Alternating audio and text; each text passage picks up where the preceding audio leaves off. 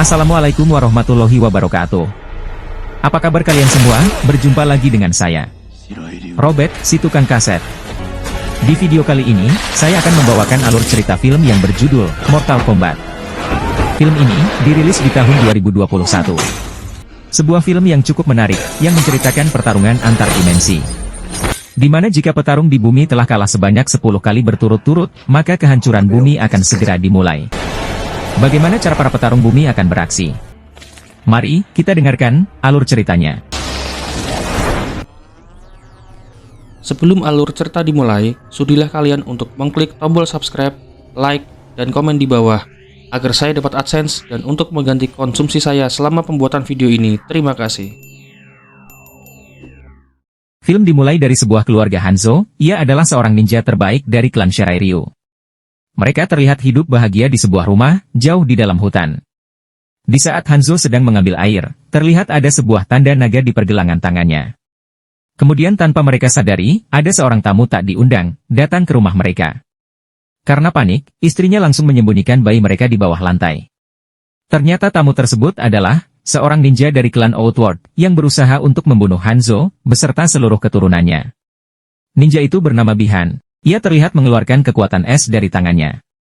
Sesaat kemudian, Hanzo mendengar istrinya berteriak, dan segera lari menuju rumahnya. Namun sayangnya, dia terlambat. Terlihat istri dan anaknya sudah tewas membeku. Tak lama kemudian, sekelompok musuh berdatangan, dan terjadilah pertarungan. Hanzo dengan cekatan, mengambil sebuah kunai, dan mengikatnya pada tali.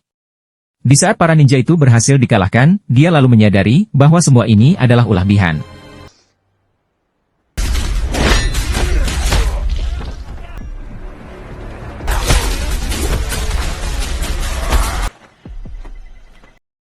Ia pun segera mencarinya.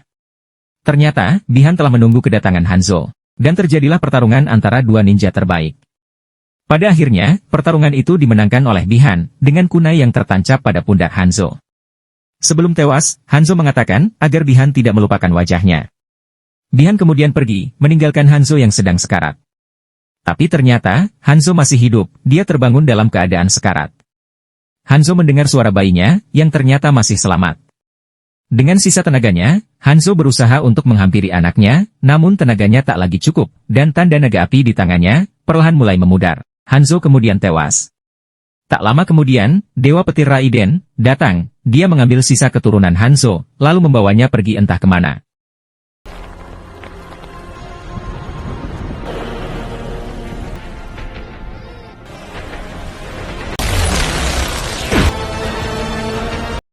Film kemudian berpindah pada seorang pria petarung bernama Kal. Dia sedang bersiap-siap untuk mengikuti pertandingan tinju bebas. Dia akan melawan seorang petinju berpengalaman. Pertandingan pun dimulai. Di saat pertandingan berlangsung, tampak seorang pria bernama Jack memasuki area pertandingan. Dia sedang memperhatikan dan mengamati Kal dari kejauhan. Di awal pertandingan, Kal tampak mendominasi pertandingan. Dia bahkan bisa mengunci lawannya tersebut. Namun sayangnya, lawannya mampu membalikkan keadaan. Kal kini dipukuli habis-habisan, dan Kal berhasil dikalahkan dengan kunciannya. Kemudian film berpindah ke suatu tempat, yang bernama Outward. Terlihat Bihan menghadap pemimpinnya, yang bernama Sangsung. Dia mengatakan, bahwa ramalan sudah di depan mata, dan mereka bisa saja kalah pada pertarungan Mortal Kombat. Bihan lalu meyakinkan Sangsung, kalau ramalan itu tak akan pernah terjadi, karena berabad-abad yang lalu, dia telah membunuh Hanzo beserta seluruh keturunannya. Film berpindah lagi. Setelah selesai bertanding, Kal terlihat menatapi dirinya pada sebuah cermin, dan terkadang selalu terlintas bayang-bayang yang aneh. Kal yang tak terlalu memperdulikannya, langsung menemui putrinya. Putrinya itu memberikan sebuah gelang untuknya. Sesaat kemudian, Jack datang menemuinya, dan berkata, bahwa Kal bisa saja menang, jika dia bisa menguasai pertandingan. Kal yang tak memperdulikannya, segera pergi untuk mencari makan. Namun Jack kembali memanggilnya, dan berkata, bahwa tato naga miliknya sangatlah bagus. Kal lalu menjawab, bahwa itu bukanlah tato, melainkan sebuah tanda lahir. Di sebuah kafe, Kal beserta keluarganya, sedang makan malam. Tak jauh dari tempat ia makan, Jack terlihat sedang mengawasi Kal, sambil menghubungi seseorang di balik telepon. Jack membicarakan bahwa Kal benar-benar memiliki tandanya. Di saat Kal dan istrinya sedang memesan makanan, putrinya yang berada di luar kafe mulai merasa aneh. Karena malam itu tiba-tiba salju turun, dan suasana menjadi dingin. Keanehan pun mulai bertambah, di saat sebuah meja di depan putrinya itu, seketika membeku. Ternyata, Sub-Zero telah berdiri di sana, dia berencana untuk membunuh seluruh pejuang bumi. Keadaan pun mulai mencekam. Dengan cepat, Kal berhasil menemukan putrinya, dan berlindung di bawah meja. Dalam keadaan yang genting itu, Jack datang, dan menyuruh mereka untuk naik ke dalam mobil. Akhirnya, Kal dan keluarganya berhasil kabur. Di dalam mobil, Kal yang terlihat panik. Dia tidak mengerti apa yang sebenarnya terjadi. Jack pun menjelaskan bahwa saat ini mereka sedang diburu. Kemudian Jack menunjukkan tanda naganya, Kal yang melihatnya pun kaget, setelah mengetahui bahwa Jack juga memilikinya. Lalu Jack berkata bahwa tanda tersebut bukanlah tanda lahir, melainkan tanda bahwa mereka adalah orang yang terpilih untuk bertarung mewakili pejuang bumi. Selama tanda itu masih ada, maka mereka akan terus diburu untuk dibunuh. Tak lama kemudian, Sub-Zero terlihat sudah berada di depan mereka. Saat itu juga, Jack langsung menyuruh Kal untuk membawa keluarganya ke tempat yang lebih aman. Sedangkan dirinya akan menghadapi Sub-Zero sendiri. Kal pun pergi meninggalkan Jack dan Sub-Zero. Sub-Zero tiba-tiba menghilang dengan hawa dinginnya melalui balik gedung. Sedangkan Jack mengikutinya, kemudian juga memasuki gedung tersebut dengan berhati-hati.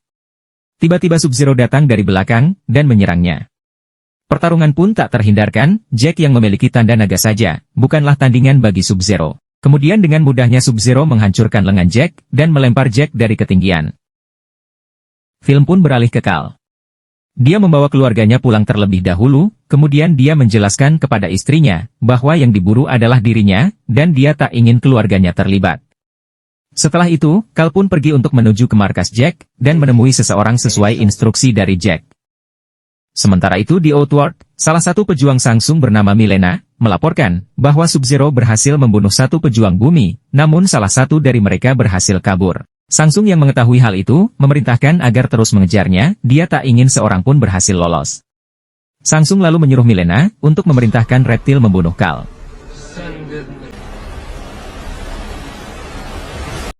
Kemudian adegan film berpindah pada Kal lagi. Dia kini telah sampai di markas Jack, di sana Kal tampak berjalan dengan perlahan. Tiba-tiba seorang wanita menyerangnya, dan menanyakan maksud kedatangan Kal di sana. Kal pun menjelaskan, bahwa dia diminta untuk menemui seseorang bernama Sonya Blade. Ternyata wanita yang menyerangnya itu adalah Sonya Blade sendiri. Dia pun mengizinkan Kal untuk masuk ke markasnya. Lalu Sonya Blade bertanya, di manakah keberadaan Jack, karena dari tadi, Jack tak bisa dihubungi. Kemudian Kal memberitahu, bahwa Jack sedang bertarung dengan Sub-Zero. Di markas, Sonya menjelaskan tentang penelitian mereka.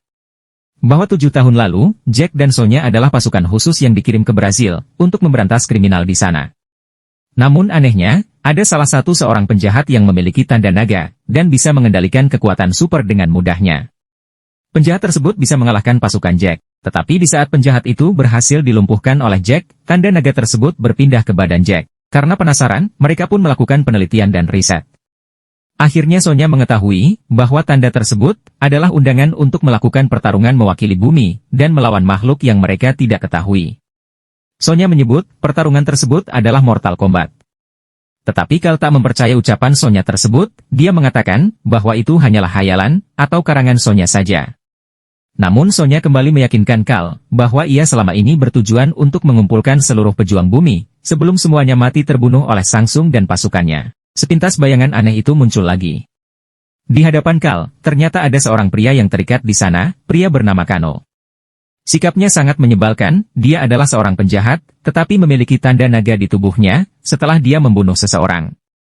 Tiba-tiba lampu di sana berkedip-kedip, ternyata itu adalah makhluk suruhan dari Outworld, yaitu reptil, yang mampu berkamuflase dan tidak terlihat.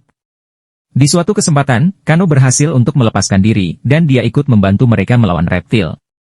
Akhirnya Kano pun berhasil membunuh reptil. Setelah pertarungan selesai, Sonya melihat semua hasil risetnya tersebut telah terbakar. Sonya meyakini bahwa ada sebuah kuil bernama Raiden, yang menjadi tempat pelatihan para petarung Mortal Kombat. Kano yang mengetahui kalau Sonya berniat untuk pergi ke kuil tersebut, mengatakan bahwa dia mengetahui lokasi kuil itu. Sonya pun meminta agar Kano bisa memberitahunya, namun Kano yang keras kepala itu sama sekali tak ingin membantunya. Akhirnya Sonya menawarkan janji sejumlah uang kepadanya. Kano yang mulai tergoda dengan uang, membuat beberapa persyaratan kepada Sonya. You got $2 million. Well, I keep no fucking Sounds like we got a deal. friend with a plane. They give me the creeps. Dollars. Keesokan harinya, mereka berangkat ke lokasi kuil tersebut dengan menggunakan pesawat milik teman Kano. Setelah mereka mencapai tujuan, mereka bersiap-siap untuk melompat dari atas pesawat. Ternyata, mereka turun ke sebuah gurun pasir. Kano kini memimpin perjalanan. Ketika mereka tengah berjalan, mereka dikejutkan dengan seorang pria yang muncul secara tiba-tiba dan mengatakan bahwa kedatangan mereka telah ditunggu-tunggu. Pria itu bernama Liu Kang, dia adalah seorang pejuang bumi dari Ordo Shaolin Cahaya. Kemudian, Liu Kang mengajak mereka ke kuil Raiden dan menuju ke sebuah runtuhan tua. Di sana, terdapat pintu rahasia menuju markas tempat mereka latihan. Setelah mereka masuk, mereka kagum dengan lukisan-lukisan yang ada di dinding. Lukisan tersebut adalah lukisan tentang sejarah Mortal Kombat. Perhatian Kal tertuju pada sebuah lukisan, yaitu lukisan pembunuhan Hanzo. Tiba-tiba, sekelebat bayangan aneh muncul kembali di pikiran Kal. Kemudian Liu Kang berkata bahwa mereka harus menemukan arkana mereka sebelum bangsa Outworld menyerang. Setelah itu, Sonya terkejut ketika melihat Jack dengan kondisi tanpa kedua tangannya. Tak lama kemudian, ada beberapa orang mendekati Jack. Mereka lalu mengoperasi kedua tangan Jack. Liu Kang kembali mengajak mereka sebuah ruangan, di sana mereka berjumpa dengan Lord Raiden, sang dewa petir, yang menjadi pemimpin dimensi cahaya. Kemudian, Lord Raiden kembali menjelaskan bahwa pejuang bumi telah dikalahkan 9 kali berturut-turut dalam pertandingan Mortal Kombat, dan apabila dalam pertandingan yang akan datang, mereka berhasil dikalahkan lagi, maka Outworld akan menginvasi bumi. My lord. Work with? What I mean, Gandalf? Outward will gain control. Kill my family. Film pun beralih. Liu Kang merasakan ada sesuatu hal yang aneh, dan benar saja, seseorang telah berhasil menerobos pintu rahasia markas, yang ternyata itu adalah Bihan, atau Sub-Zero. Lalu Liu Kang mencoba untuk menyerang Sub-Zero, namun dengan mudahnya, Sub-Zero menghindar, dan menyerang balik. Dengan serangan itu, membuat Liu Kang terpental. Sub-Zero yang terlalu kuat, bukan tandingan bagi Liu Kang. Ketika Liu Kang telah terpojok, dan hampir terbunuh, tiba-tiba sebuah topi terbang datang dan menghantam Sub-Zero. Ternyata, itu adalah serangan dari Kung Lao. Kemudian secara tiba-tiba, Shang Tsung juga telah tiba di sana, dia berniat untuk segera menghabisi pejuangan bumi yang tersisa, dan mengambil jiwa mereka. Beruntung Lord Raiden tiba tepat waktu, dan menghalau mereka. Kalau tidak, maka tamatlah semua pejuang bumi, karena tak mampu menandingi kekuatan para pejuang Outworld. Dikarenakan, Kal dan lainnya belum sempat berlatih, dan menemukan arkana mereka. Kemudian, di saat Shang Tsung menyuruh semua anak buahnya untuk menghabisi para pejuang bumi. Dengan cepat, Lord Raiden sang dewa petir, lalu mengerahkan seluruh kekuatannya untuk membuat sebuah tembok labirin yang tak dapat ditembus oleh Shang Tsung dan anak buahnya. Setelah itu, Shang Tsung memberikan sebuah peringatan kepada Lord Raiden dan meninggalkan bumi. Setelah kejadian itu, pelatihan pun dimulai. Kano, Kal dan Sonya lalu dibawa menuju arena latihan. Di sana, Liu Kang menjelaskan tentang cara membangkitkan kemampuan batin. Mereka harus membangkitkan arkana mereka terlebih dahulu, sedangkan Liu Kang dan Kung Lao telah berhasil membangkitkan arkana mereka masing-masing di area pelatihan. Tanpa adanya arkana, mereka mustahil bisa mengalahkan pejuang Outworld. Terlihat, Kano tampak bersemangat, namun tidak bagi Sonya, dia disuruh keluar dari area tersebut, karena arena itu hanya untuk mereka yang memiliki tanda saja. Kal pun mencoba untuk membujuk Liu Kang, namun tetap saja tak bisa. Akhirnya, Sonya mengalah, dan pergi meninggalkan tempat pelatihan itu. Sonya kemudian pergi ke tempat Jack berada, tampak kedua tangannya yang hancur, sudah diganti dengan tangan robot. Beralih ke arena pelatihan. Terlihat Kal dan Kung Lao sedang bertarung, untuk membangkitkan arkana Kal. Tetapi Kung Lao berhasil mengalahkan Kal. Sekarang giliran Kano yang bertarung melawan Liu Kang. Setelah selesai berlatih, Liu Kang membantu mengobati tangan Kal yang terluka. Di sana, Kal bertanya kepada Liu Kang tentang bagaimana cara membangkitkan arkananya. Liu Kang pun menjawab bahwa itu harus berasal dari jiwamu. Setelah itu, Liu Kang bercerita tentang masa kecilnya dulu, ia hanyalah seorang anak kecil yatim piatu sekarat di dalam selokan. Kemudian, dia dibawa ke sebuah akademi yang bernama Wuxi. Di sana, dia mendapatkan tujuan hidup, dan menemukan seorang saudara, yaitu Kung Lao. Setelah itu, mereka bertemu Lord Raiden, dan mengabdi kepadanya. Setelah ia lulus dari pelatihan, dia diperintahkan untuk membunuh seorang pedagang anak-anak untuk mendapatkan tanda naga. To the Wuxi Academy, that Lord Raiden was a puppet like me. I came forth. Keesokan harinya, pelatihan pun masih berlanjut. Bukan hanya Cal dan Kano saja, tetapi terlihat Jack juga tampak mencoba melatih tangan-tangan robotnya. Namun, tangan besi itu begitu kecil dan lemah. Hal itu membuat Jack patah semangat. Lalu Sonya pun kembali menyemangatinya. Di saat mereka tengah makan malam, Kano mengejek kondisi kedua tangan Jack. Saat itu juga, suasana pun menjadi memanas. Tiba-tiba sebuah laser keluar dari mata Kano, dan ternyata, pada saat itu juga, Arcana Kano bangkit. Dia memiliki kekuatan menembak laser melalui matanya. Keesokan harinya, Liu Kang tampak membantu Cal untuk berlatih. Dia berkata, bahwa fokuslah pada rasa sakitnya, karena rasa sakit itu, adalah salah satu jalan untuk membangkitkan Arcana. Kemudian Liu Kang menyuruh Kano, untuk bertarung melawan Cal. Setelah latihan, Cal tampak putus asa. Dia terus-menerus memandangi foto keluarganya. Sesaat kemudian, Sonya datang mencoba menghiburnya. Lalu Lord Raiden datang, dan berkata, bahwa tanpa adanya Arcana, Cal tak bisa ikut dalam Mortal Kombat, dia hanya akan menjadi beban bagi yang lain. Lord Raiden lalu menjelaskan, bahwa tanda itu bukan karena Cal orang yang terpilih, melainkan dia adalah keturunan, dari anak Hanzo Hasashi, yang dulunya dia selamatkan. Lord Raiden menaruh harapan besar pada Cal, namun setelah melihatnya, dia tak yakin lagi. Lalu Lord Raiden membuka gerbang petir, dan menyuruh Cal untuk kembali ke keluarganya.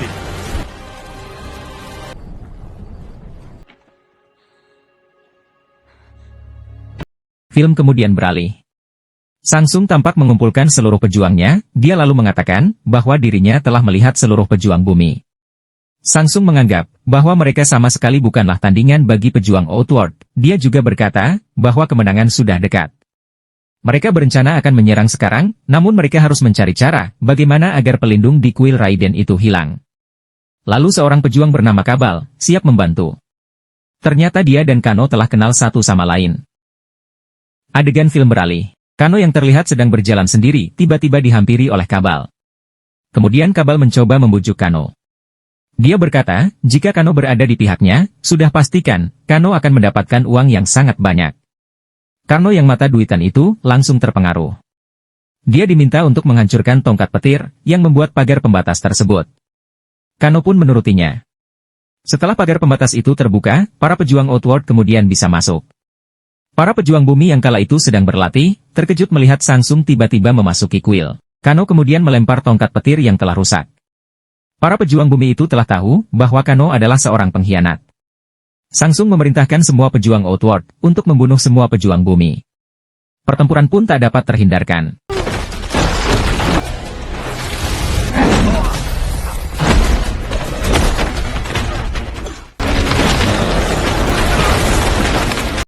Di sisi lain, Cal tampak sudah menemui keluarganya.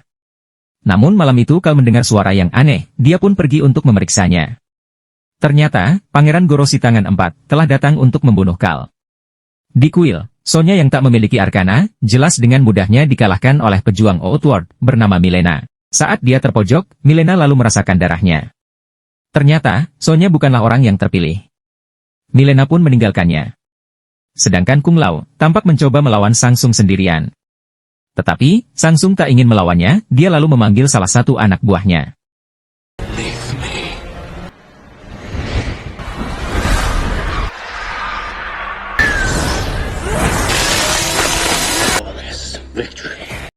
Adegan kembali berpindah ke Cal. Cal masih berusaha melawan Pangeran Goro. Ketika Cal tercekik, istrinya mencoba untuk membantu, dengan mengayunkan kampak ke badan Pangeran Goro. Pangeran Goro terlihat marah, dan mengincarnya. Sesaat itu juga, Arcana Cal bangkit. Arcana Cal berupa sebuah armor, atau baju pelindung berwarna emas, menyelimuti seluruh tubuhnya. Cal kini dengan yakin melanjutkan pertarungannya.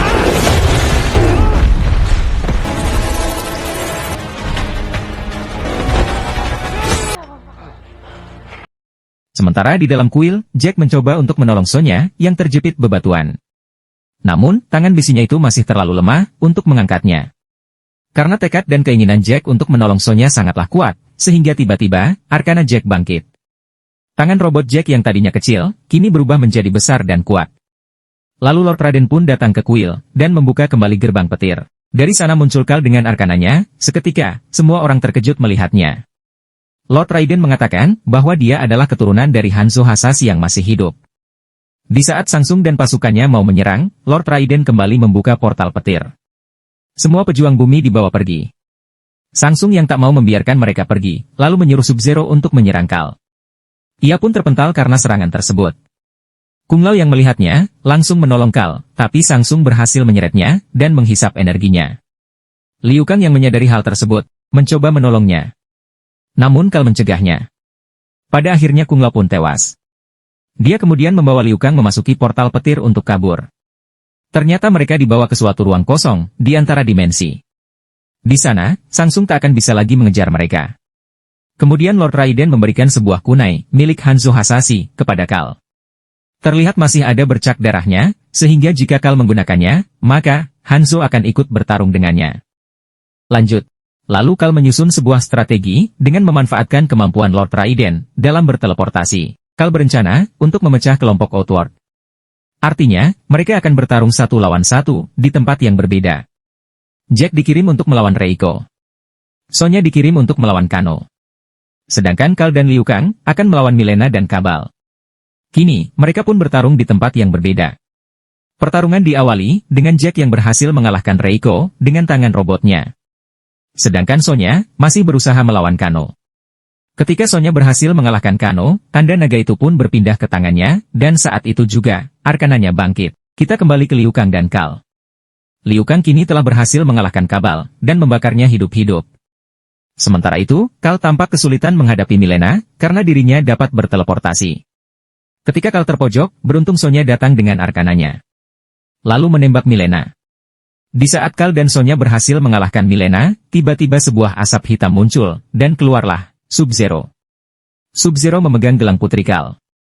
Yang artinya, keluarga Kal sedang tak baik-baik saja. Kal langsung mengejar Sub-Zero, hingga menuju suatu ruangan penuh es. Secara tiba-tiba, Sub-Zero menyerang Kal dari belakang. Kal yang dibutakan oleh amarah, dengan penuh ambisi menyerang Sub-Zero, dan terjadilah pertarungan sengit di antaranya. Di saat sudah terpojok, Kal mengambil kunai milik Hanzo, dan berhasil melukai Sub-Zero. Tetapi kunai itu berhasil direbut oleh Sub-Zero. Ketika kunai itu hendak ditusukkan ke tubuh Kal. Secara refleks, Kal menangkap dengan tangannya. Sehingga darah Kal dan kunai itu bersatu.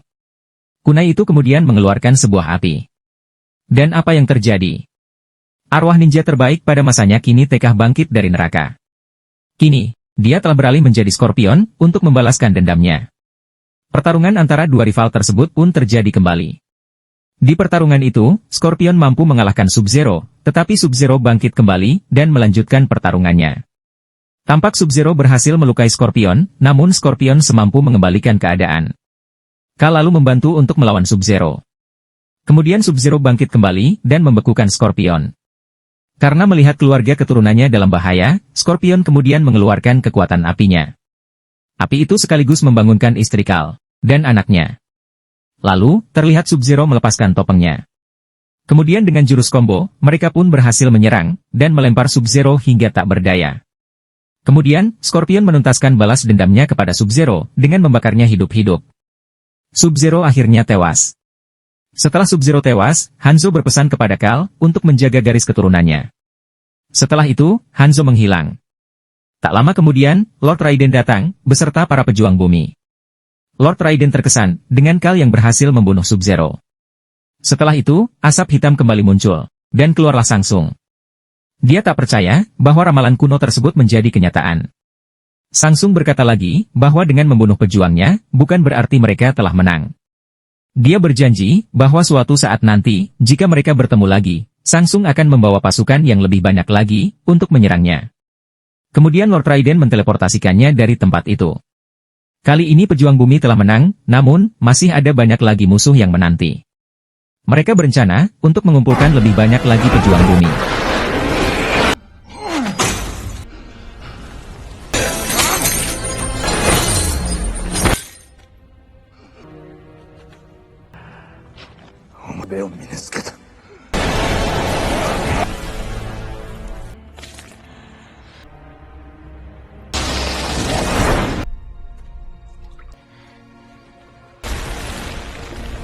I will warn you. I thought... On your hands to the place. Another portal. Next time I see you. Word at once. He talks too much. There are other enemies to fight. You must. I need you tomorrow. Something like that. Dan film pun bersambung. Oke kawan-kawan. Setelah mendengar sampai habis alur cerita ini, langsung saja kalian klik kolom deskripsi. Karena di situ ada juga loh alur cerita film lainnya. Semoga teman-teman mengerti dan terhibur dengan alur cerita yang saya bawakan. Dan sampai jumpa di film berikutnya.